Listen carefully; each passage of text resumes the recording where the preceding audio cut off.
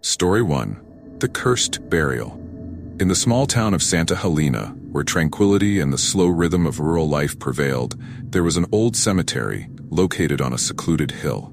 The Santa Helena Cemetery was known for its ancient tombs, decrepit headstones, and moss-covered mausoleums where generations of residents rested. The caretaker of this sacred ground was Jack, Gravedigger, who had dedicated his life to maintaining the peace and order among the dead. Jack was a middle-aged man with gray hair and calloused hands from years of hard work. He knew every corner of the cemetery, every story etched on the headstones, every secret buried with the bodies.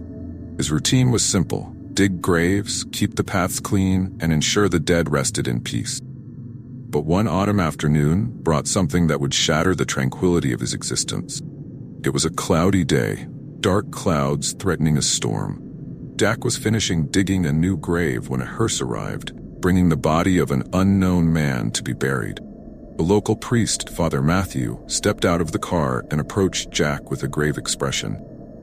"Jack, I need you to bury this man in the most isolated section of the cemetery," said the priest, handing over the death certificate. "There's something strange about him." Jack frowned but nodded. "Of course, Father, I'll do what's necessary."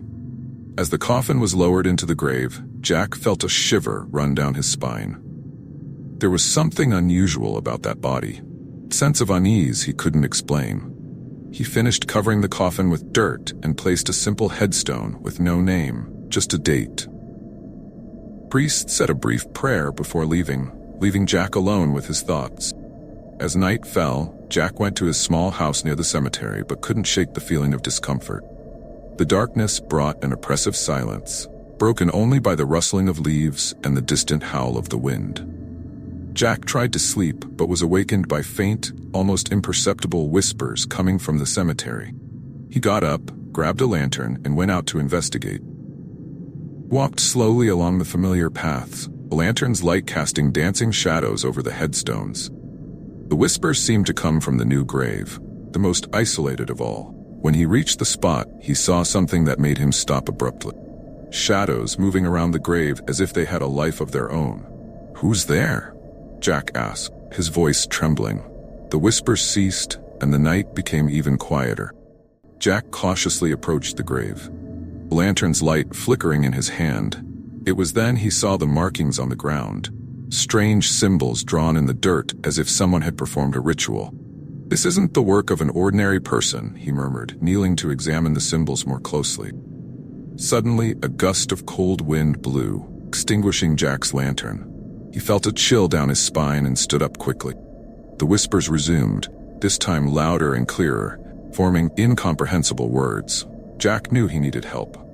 He ran back to his house and grabbed an old book that belonged to his grandfather, a man who had knowledge of ancient rituals and magic. The book was dusty but still legible. He began to flip through the pages, looking for anything that could explain the symbols and whispers. He found a passage that spoke of rituals to imprison malevolent spirit. The descriptions matched the symbols he had seen at the grave.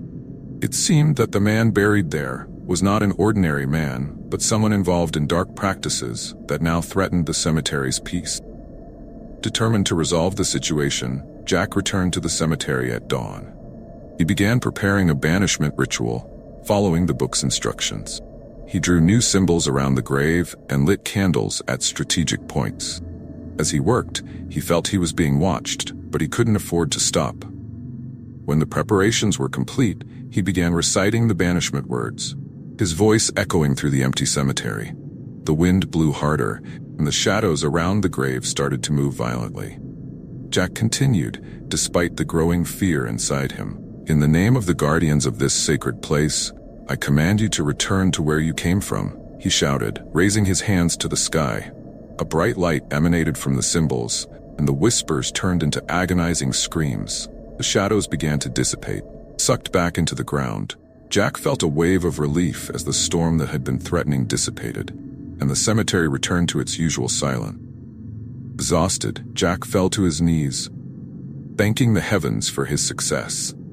The cemetery was at peace again, and he knew the dead could rest. He slowly stood up and began to extinguish the candles, feeling older and wiser after the experience. The next day, he met with Father Matthew and told him everything that had happened. The priest listened attentively and agreed that something needed to be done to protect the cemetery from future incident. "I'll perform a special blessing on the cemetery," said the priest, "to ensure nothing like this happens again." Jack thanked him and returned to his routine, but knew he would never see the cemetery the same way again. Every grave, every headstone now seemed to carry a new weight, a new story he needed to respect. He continued his work with renewed reverence for the dead and a determination to protect their rest. Years passed, and the story of the cursed burial became a local legend, whispered on dark nights. Jack grew old, but continued to care for the cemetery until his last day, always remembering the night he faced dark forces and triumphed. Story 2. The Secret of the Mausoleum. In the bustling city of Portobello, the central cemetery was a place of tranquility amidst urban chaos. Its well-maintained paths and imposing monuments told stories of past generations. Among the many graves and mausoleums, one always stood out for its grandeur and state of neglect. The Almeida family mausoleum, a once powerful industrial lineage that had fallen from grace. Michael, a young gravedigger, had just started working at the cemetery. He was a curious and dedicated young man who saw his work as more than just a job. It was a mission of respect and preservation of the dead's memory. However, he didn't know that his curiosity would lead him to uncover dark secrets buried with the Almeidas. Michael began his shift that spring morning with routine tasks, cleaning the paths, tending to the flowers, and checking the graves. Then the cemetery's administrator, Mr. Edwards, called him for a special task. "Michael, I need you to take care of the Almeida Mausoleum," Mr. Edwards said. "It's in terrible condition, and we need to restore it. Be careful in there. I've heard strange stories about that place." Intrigued, Michael grabbed his tools and headed to the mausoleum. It was an imposing structure with marble pillars and moss-covered iron doors. As he pushed the heavy door open, a cold draft enveloped him, making him shiver. Inside, the darkness was broken only by the faint light filtering through dirty windows. Michael lit his lantern and began exploring the interior. He found several family tombs, all adorned with detailed inscriptions and strange symbols he didn't recognize. At the back of the mausoleum, he noticed something unusual. A stone on the floor appeared displaced. Curious, Michael knelt and pushed the stone, revealing a secret compartment. Inside the compartment, he found an old chest. He carefully opened it and discovered a collection of diaries and ancient objects, including amulets and black candles. The most intriguing item was a leather-bound book with inscriptions in an ancient language. Michael took the book and began to leaf through it, quickly realizing it was a grimoire, book of spells and rituals. As he read, he felt a strange presence around him. The mausoleum's temperature dropped abruptly, and he heard faint whispers. Michael tried to ignore them, but the whispers grew louder, forming incomprehensible words. He decided it was time to leave and take the book to study in a safer place. That night, in his home, Michael began translating the grimoire. He discovered that the Almeida family was involved in immortality rituals and had performed spells to imprison their souls in the mausoleum, hoping to live forever. As he read, the strange events at the cemetery increased. Flickering lights, shadows moving on their own, and a constant feeling of being watched. The next day, Michael returned to the cemetery determined to learn more about the Almeida history. He spoke with Mr. Edwards, who shared more details about the family's downfall. "They were powerful but arrogant," Mr. Edwards said. "When they started losing everything, they turned to dark practices to try and keep their power and wealth. They say they made a pact with forces they didn't understand." Michael knew he had to do something to end the curse hanging over the mausoleum. He returned to the site with the grimoire and began preparing a liberation ritual. He drew protection symbols on the floor and lit candles around the mausoleum. As he recited the ritual words, the shadows inside the mausoleum began to move violently. Suddenly, a spectral figure appeared before him, eyes full of despair and anger. "You shouldn't have meddled in our secret," the figure said, its voice echoing through the space. "I know what you did," Michael replied, trying to remain calm. "I'm going to free your souls so you can rest in peace." Figure laughed bitterly. "Our souls are trapped here by our own arrogance. You have no power to free us." Michael continued the ritual, reciting the words with more fervor. Candlelight grew brighter, and the shadows began to recede. He felt an invisible force trying to stop him, but he persisted. Finally, with one last scream, the figure disappeared and the mausoleum fell silent. Exhausted, Michael fell to his knees, feeling the weight of what he had done. He knew he had faced forces beyond his understanding, but also knew he had done the right thing. That night, he dreamed of the Almeida family, their souls finally free, thanking him for his courage. In the following days, the cemetery returned to normal. The supernatural events ceased, and the Almeida mausoleum was restored to its former glory. Michael continued his work with a new respect for the power and secrets of the dead. He never saw the dark figures or heard the whispers again, but he knew the cemetery held secrets that should never be disturbed. The story of the Almeida mausoleum became a legend among gravediggers and city residents. Michael became known as the Gravedigger who freed the tormented spirits, a guardian of lost soul. He continued his work, always alert to the signs of the supernatural, ready to face the unknown with courage and determination. Story 3. Curse of the Ancient Graves. In a remote village surrounded by dense forests and high mountains, there was an old, neglected cemetery. It was a place of forgetfulness, where the headstones were almost illegible due to time and the vegetation slowly engulfing them. This cemetery, known only as the Field of Laments, held dark stories and secrets that the villagers preferred to leave buried.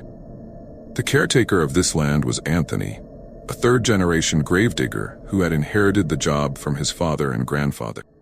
Anthony was a robust man with gray hair and a thick beard. He knew every corner of the cemetery and deeply respected his work. Despite the apparent tranquility, he always felt a restless presence in the ancient graves, as if the souls of the dead had not found peace. One day, while making his usual rounds, Anthony discovered something unusual. Near the cemetery's edge, amid twisted trees and tall grass, he found a cluster of old graves he had never seen before. The headstones were marked with strange, unknown symbols, different from anything he had encountered. Intrigued, Anthony began to investigate. He cleaned the headstones and tried to decipher the symbols, but couldn't understand their meaning. He decided to search the cemetery's old records and found that these graves were not listed in the official records. It was as if those people had never existed. This discovery left him uneasy, but also determined to learn more. He returned to the graves and, after digging a little around them, found strange objects buried near the headstones. Amulets, animal bones, and jars containing unknown substances. He felt a shiver down his spine, realizing these graves belonged to people accused of witchcraft and pagan practice. Anthony knew he needed more information. He remembered an old book his grandfather had, filled with notes about local legends and witch stories. The book was kept in a wooden box in his attic. He retrieved the book and began to flip through its yellowed pages, searching for any reference to the symbols he had found. After hours of reading, he found a passage describing an ancient curse placed upon those unjustly accused of witchcraft. The descriptions matched the symbols on the headstone. He discovered that the accused had been buried with rituals meant to keep their souls bound to the earth, unable to move on. As he read, a sense of unease washed over Anthony. He felt he was being watched, and the whispers he had always heard in the cemetery seemed closer, clearer. He knew he needed to act quickly to neutralize the curse and free the tormented spirits. He returned to the cemetery at dusk, determined to perform a purification ritual. He gathered the amulets and bones he had found, drew protection symbols around the graves, and lit candles at strategic points. As he recited the words from his grandfather's old book, the shadows around the graves began to stir. Suddenly, a spectral figure appeared before him. It was a woman with a severe appearance, her eyes glowing with rage and pain. "You shouldn't have come here," she said, her voice echoing through the cemetery. "I know what happened to you and the others," Anthony replied, trying to stay calm. "I'm going to free your souls, so you can rest in peace." The figure laughed bitterly. "You have no power to free us. Our anger and suffering are rooted in this land." Anthony continued the ritual, reciting the words more fervently. Candlelight grew brighter, and the shadows began to retreat. He felt an invisible force trying to stop him, but he persisted. Suddenly he heard agonizing screams and saw other spectral figures emerging from the graves. The spirits seemed conflicted, torn between anger and the desire for freedom. "Release the hatred that binds you here," Anthony implored. "Find the peace you deserve." The spectral woman looked at him with an expression of sadness. "Our hatred keeps us here, but if you believe we can find peace, help us." With one last effort, Anthony recited the final words of the ritual. An intense light emanated from the symbols, and the spirit's screams turned into soft whispers. The spectral figures began to disappear, one by one, until the cemetery was silent again. Exhausted, Anthony fell to his knees, feeling the weight of what he had done. He knew he had faced forces beyond his understanding, but also knew he had done the right thing. That night, he dreamed of the spirits of the accused witches, their souls finally free, thanking him for his courage. In the following days, the cemetery returned to normal. The supernatural events ceased, and the graves of the accused witches were restored to their former glory. Anthony continued his work with a new respect for the power and secrets of the dead. He never saw the dark figures or heard the whispers again, but he knew the cemetery held secrets that should never be disturbed. The story of the ancient graves became a legend among the villagers, and Anthony became known as the Gravedigger, who freed the tormented spirits, a guardian of lost souls. He continued his work, always alert to the signs of the supernatural, ready to face the unknown with courage and determination.